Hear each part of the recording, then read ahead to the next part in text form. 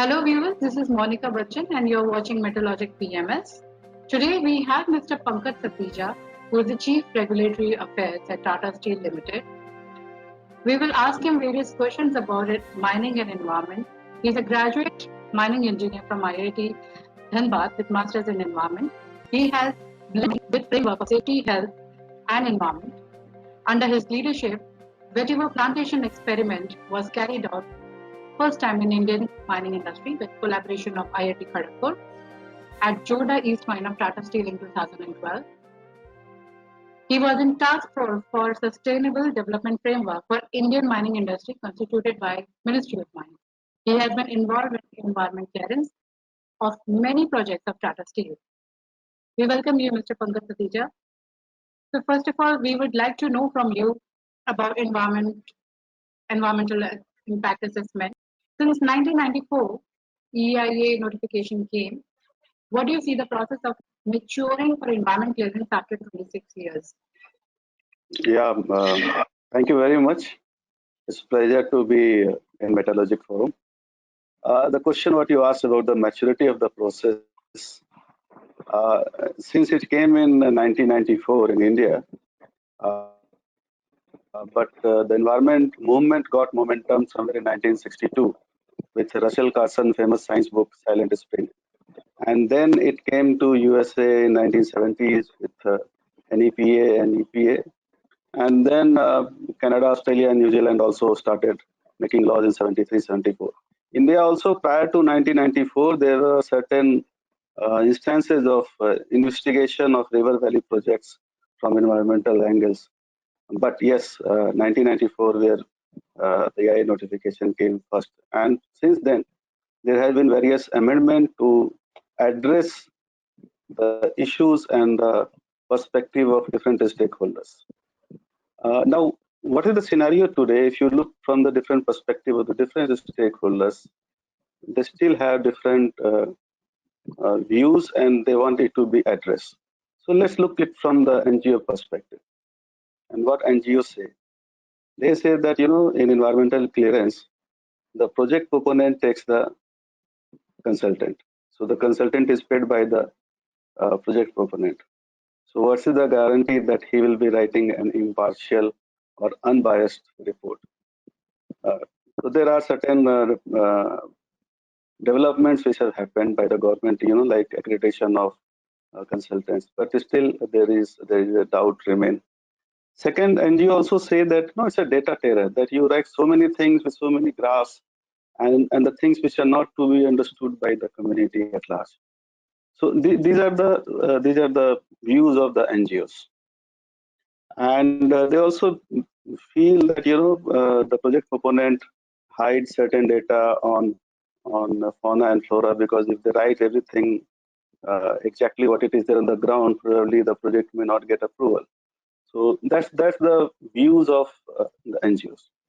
Now look from the community perspective. So community say that when there was nothing, big people from big companies came, they talked to us, they told that we are going to bring a new plant, this will generate employment.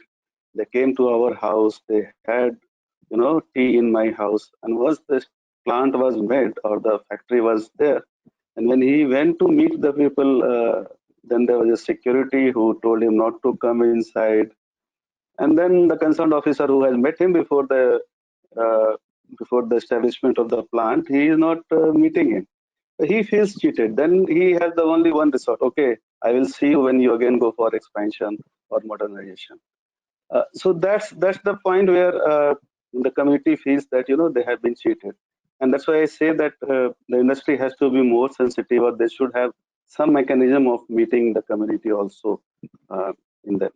And the second aspect from the community side that you write, the plant and on the transport will generate around 90 decibel or 100 decibel, or PM 2.5 will be this much, or PM 10 will be this much.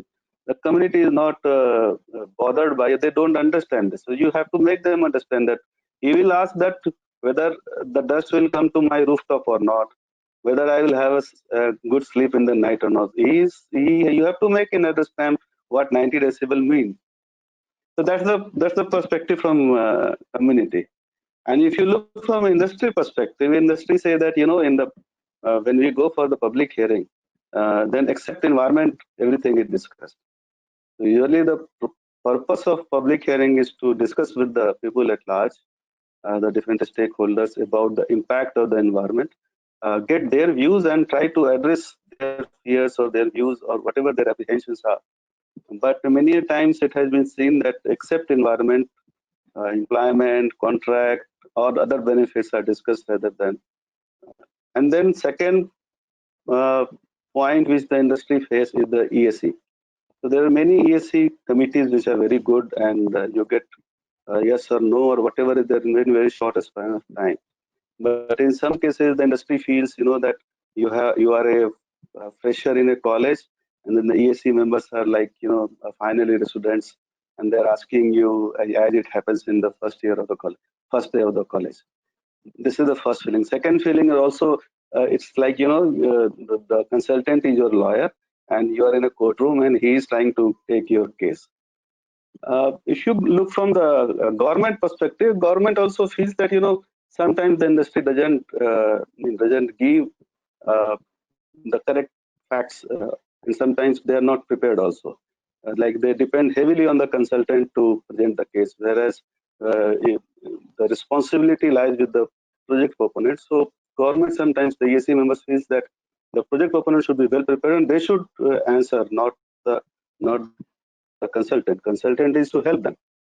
So there are certain dimensions attached to it, and if everything is addressed, then we'll say that, you know, the process is more mature and it is taking care of all the certain nuances which the apprehension everyone has. In UK, they are going for the digital EIA, where, you know, there will be an interactive forum. Some of the things which are confidential that will fall under DGPR and they'll not be shared. But then the interactive platform will allow everyone to write their views, and that also will give an oral experience. So if a villager wants to see, you know, what 90 decibel means, then he can go to that slot and can get an oral experience. Okay, 90 decibel means that much of sound. So the digital AI is also is being talked about. India will take a little longer time to reach to that stage as of now. But yes, in the past 94 till now, there has been various amendments trying to address all the issues or the apprehensions of the different stakeholders. It has been evolving, it's still evolving, and then I'm sure that all those apprehension or all the views of the different stakeholders will also be taken into account, and slowly we will reach to more matured process in due course of time. Great. So, viewers, I would like to tell you that the EIA is actually a process of evaluating the likely environmental impact of a proposed project on both beneficial and adverse. Coming on to this, I would also like to ask you one thing: that what should be done to make it more meaningful? Yeah, I always believe in the famous couplet of Ahmad Faraz कि रात जब किसी खुशी को करे शहीद तो सुबह एक नया सूरज तराश लाती है. So I am very optimistic that coming days it will evolve in better for the society, better for the industry. So more meaningful, it means that all the stakeholders have to come clean, come open mind, open heart. Like the NGOs, their apprehension what there need to be more awareness among the community that it is the community which is going to suffer. The community is going to have the impact of the plant or any industry. So they need to be made more aware. The concept of muscle man or the strong opinion makers that should take the back seat, and the villagers who are the likely to be impacted, they should talk about environment. We can also have a different mechanism from the industry also, that other issues which the community feels can be addressed at different fora, and this particular public hearing should be made only for environmental issues to be addressed.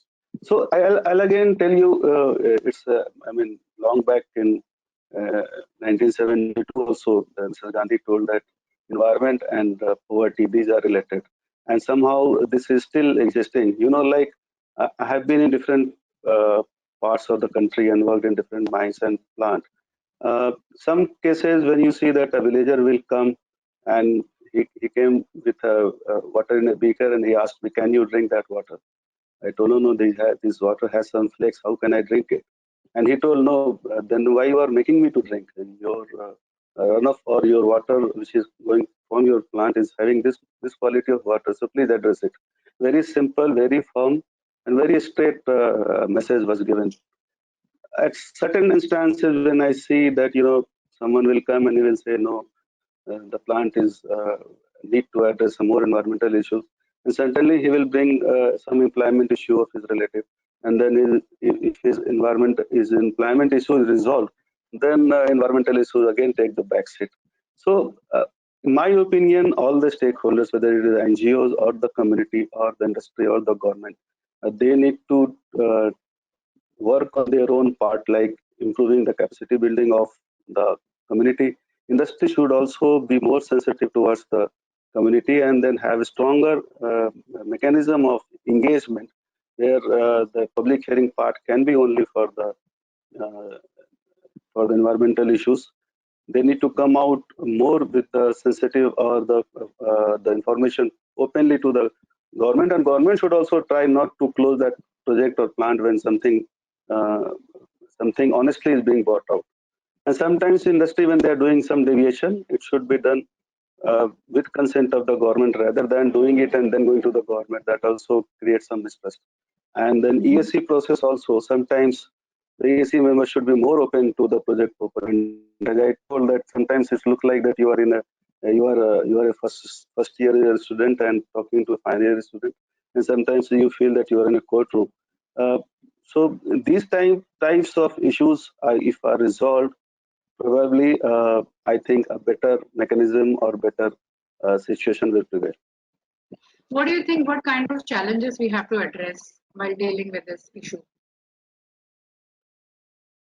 So the challenges which I mentioned you right now, it's the more comprehensive report, and it should not be once of a time. It should be more meaningful, more engagement. Because if you are given an environmental clearance of 30 years, you can't be running at the 29th year basis on the report which was made 29 years back.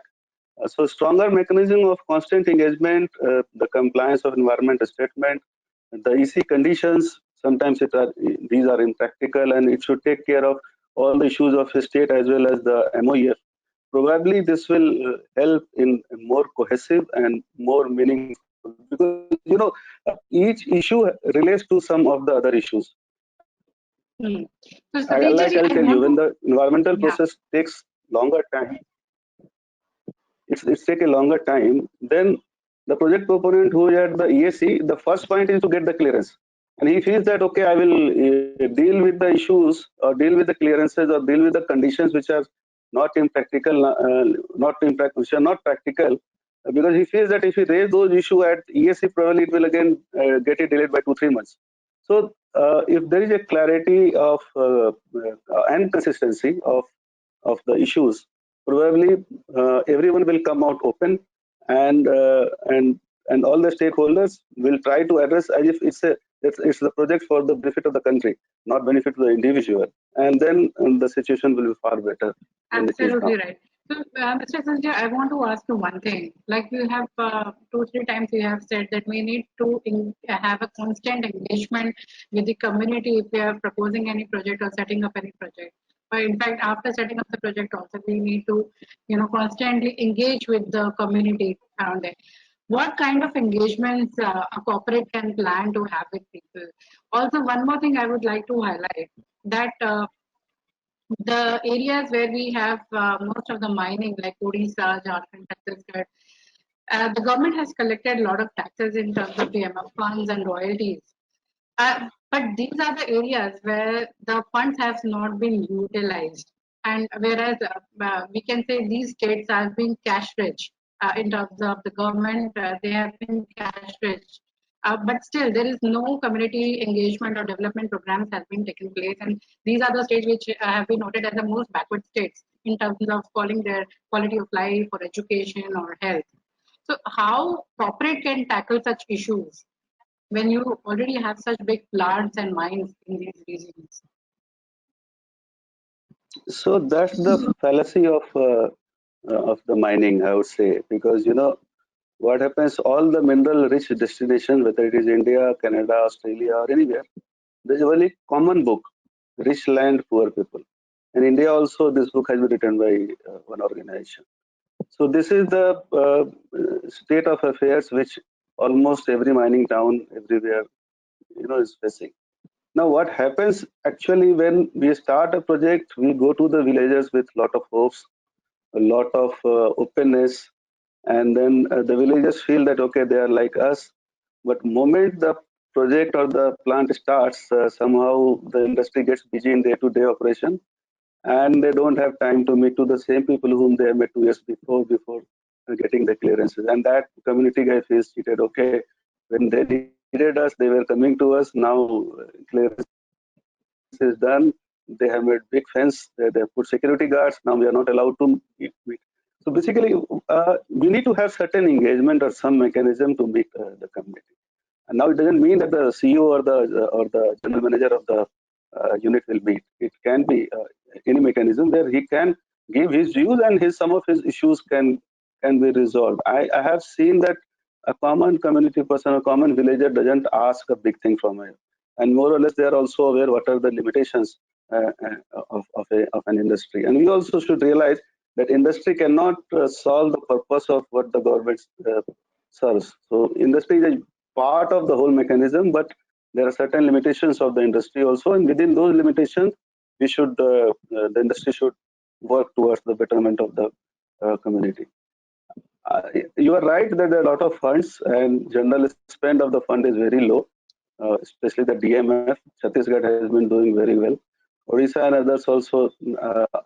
Recent past, if you see, the last year is better than the previous year. Hopefully, the engagement will be more. There are different rules also, like Jharkhand, the mining companies are also part of that forum. In Odisha, they are not, but that doesn't make much difference. But yes, if it is going to the purpose for which it was designed, it will really definitely help. Okay. And what is your opinion on government should do on biodiversity? It seems it's more talked than less understood subject. So biodiversity, what had happened in recent past, in some cases that some of the industry people, they have not given the correct or the correct fauna and flora had not been depicted in the EIA and all those reports. And afterwards, some of the persons or the NGOs have made the thing public that this was the situation in that particular industry or that particular plant, which was hidden and which was not told. So we need to come out more clearly, more clean, and government should also have a mechanism that just because something is there, we should not stall it. We can see how it can coexist. We have seen a report last month, I think, in Naveli, where a tiger was found in the night, and then night shift operation was installed. Both the mining and the forest department work together so that it can go safely to the forest. So there are areas where we can collaborate, and we can also ensure the safety of the faunas. It's true that it is not well understood, and sometimes if you see the two cases recently in Assam, they are talking about that only. And industry needs to be more engaging with community again on biodiversity, because it is the people over there who knows much about on these two aspects. There are different definitions of biodiversity, and if I recall, the best definition of biodiversity is written in Bhagavad Gita, where Lord Krishna was asked by Arjuna that who are you? And Lord Krishna says in Shlok 26, Bhaksha 31, that Tasvatah Sarvikshanam Devarshinam Narada, Eravatam Gayandranam Naranam Naradipam, Krishnami Kandarpa Sarpanamaspi Vasuki, Mriganam Mrigantoham Vante Sapakhinam. The Lord Krishna is saying that वृक्षों में मैं people हूँ, सर्पों में मैं वासुकी हूँ, पक्षियों में मैं गरुड़ हूँ, देवर्षियों में मैं नारद हूँ. And what he is saying that I am in all the species, and that's the best definition of biodiversity in India. And I feel that all the stakeholders should work towards it. Industry is needed, but at the same time, we can also work towards conservation and ensure that mining, environment, biodiversity, all are taken care of. So you still feel that the recent policies we are going to meet the objectives of development along with conservation? See, it's I will say again, it's a evolving stage. I would say. I gave example of Europe and UK. You know that they are going for the digital AI. I mean, the talk is on, and we are far away from digital AI because we need to improve the capacity or the skill of everyone, for the industry also, for the community also, and for the NGOs also. I mean, so that if you want to reach to that level, then a common villager has the opportunity to speak in the public hearing. He needs to know what the impact he is going to have when this particular industry or plant is coming, and he need to understand in a simple term. Like if we make too much of pie chart, graph chart, and he will not make will not understand anything. So we need to make him understand that these are the impacts in the simpler terms where he can have his say. And that's the role of industry, that's the role of NGO also. And industry also has to work on further improving the performance, the environmental compliance conditions, and the government also need to see the practicality of those conditions which are really implementable or not. As I told you earlier in your forum that the one condition sometimes which is there, that the vehicle movement should not be in the night time because it may impact the wildlife. But state say no, it should not be in the daytime because it impacts the school going children. So these are the things which I think the different stakeholders from the government should sit together and then give us the conditions. And the government has worked also on a very clear time frame. And if it